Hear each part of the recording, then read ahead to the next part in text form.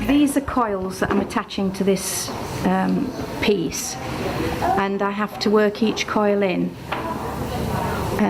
Because it's a slow building technique, it allows me to get a nice sculptural, what I hope is a sculptural shape, which works really well when it's fired in this way, with the markings made by smoke. Raccoon firing is a quick firing, so these pieces will be biscuit fired and coloured before the raccoon firing. Then I will apply a slip and a glaze that's actually meant to come off. They go into a gas kiln and are fired up to about 950 degrees over about 2 hours for a large piece. They're taken out of the kiln when they're hot, so they're still 950 degrees.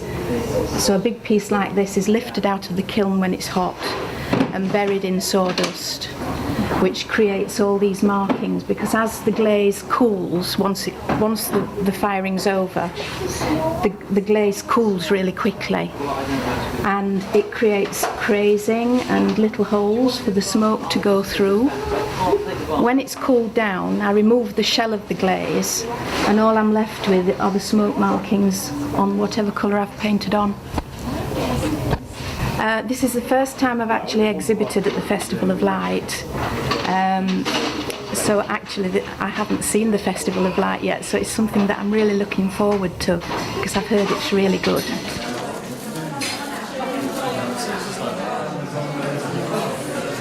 Okay, my name's Kate Wimbush. I'm from Manchester and I make jewellery out of silver and resin.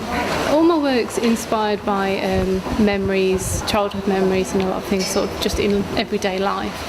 This collection, which is my bird collection, is actually inspired by my dad. He's a very keen bird watcher, and sort of growing up I've been taken to all sorts of places to look at birds and things, so that's sort of been an inspiration with my work. And have you been to the Festival of Light before? Is this your first? No, this is my first time, but not my first time coming to Huddersfield. I do have some family here, but it's the first time that I've come to the Festival of Light and to the Art Gallery, so looking forward to it. I've seen lots of good things on the website, on the internet. It sounds really exciting.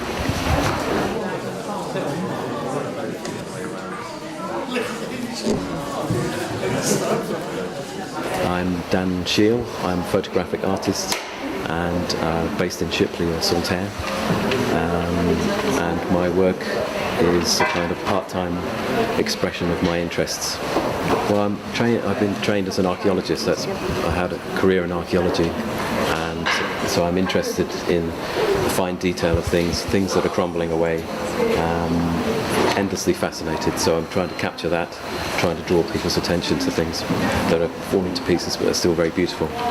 Well, this piece was put together using about 20 or 30 photographs. They've all been shot around Dublin, in the Republic of Ireland, and part of an old warehouse and part of another building. Most of it was actually painted this bizarre blue colour.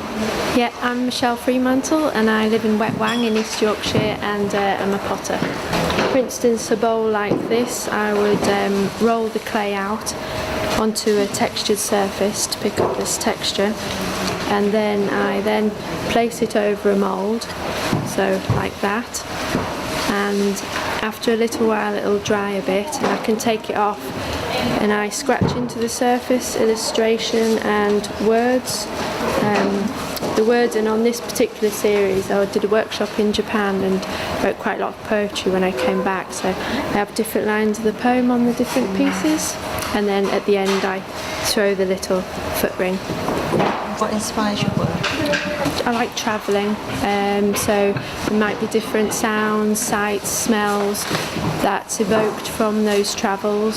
And what I particularly liked about Japan, I stayed with a host family, and when you sat down with the family you would have like 10, 12 different coloured shaped utensils that would house the food.